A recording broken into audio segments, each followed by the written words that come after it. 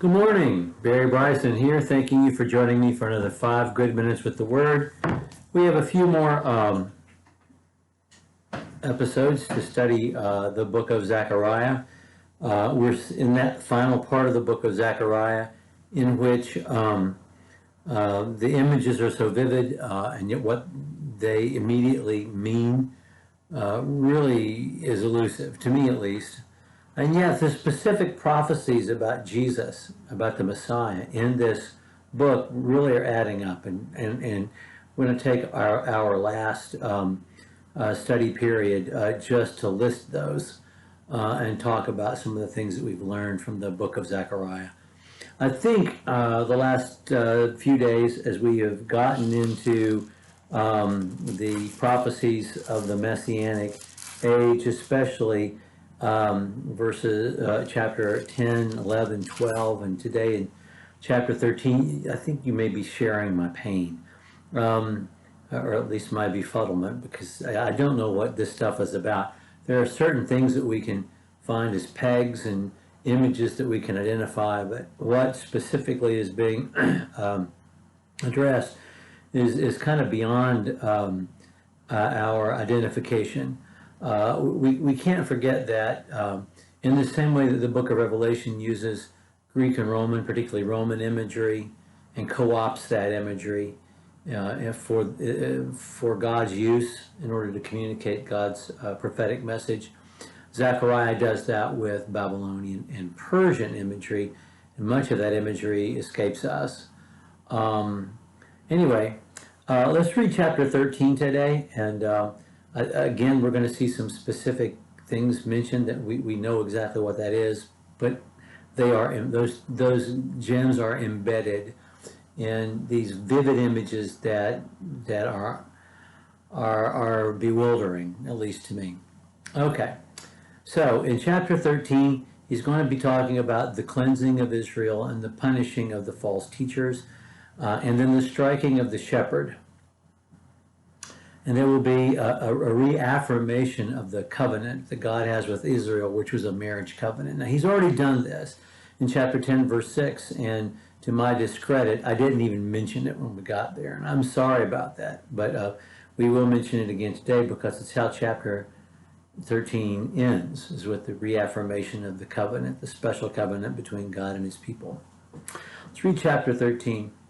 In that day a fountain will be opened for the house of David and for the inhabitants of Jerusalem for sin and for impurity. And it will come about in that day, declares the Lord of hosts, that I will cut off the names of the idols from the land, and they will no longer be remembered. And I will also remove the prophets and the unclean spirit from the land.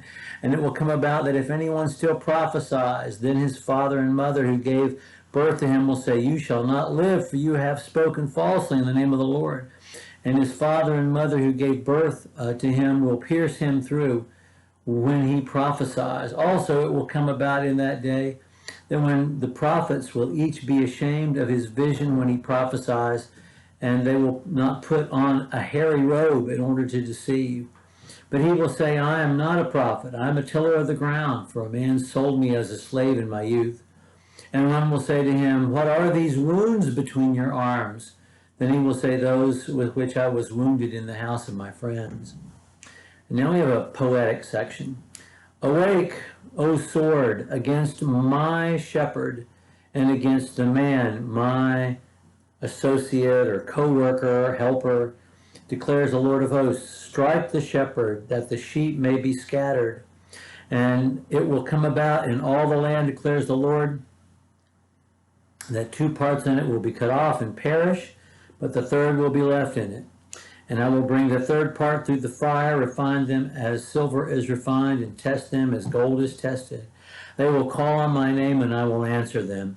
And I will say, they are my people. I will say, they are my people, and they will say, Yahweh is my God. Okay, there's so much here that I have no idea what he's talking about.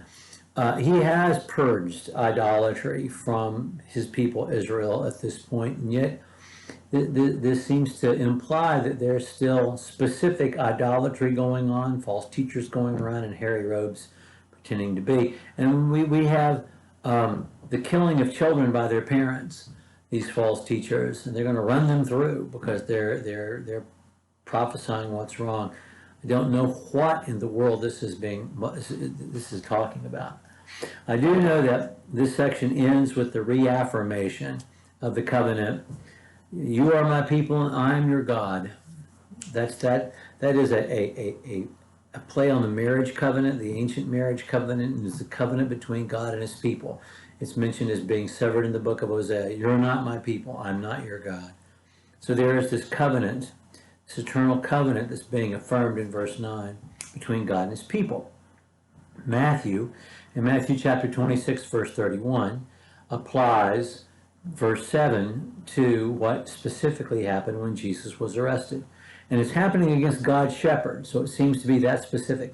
Awake, O sword, against my shepherd. Strike the shepherd that the sheep may be scattered. Matthew says this is fulfilled when Jesus was arrested and the apostles fled. And then there is the fact that the house of David, the inhabitants of Jerusalem, God's people, are going to be cleansed of their sin and impurity with water. So there's that as well. So we do have some quite specific prophecies fulfilled, and we can attach, some clear meaning to some items embedded in this larger text. But what the larger text itself is about, I have to admit, is, again, beyond me. Okay, we're going to pick up again with chapter 14. We'll look at the first 9 verses of that chapter next time. Thank you for joining me for 5 good minutes.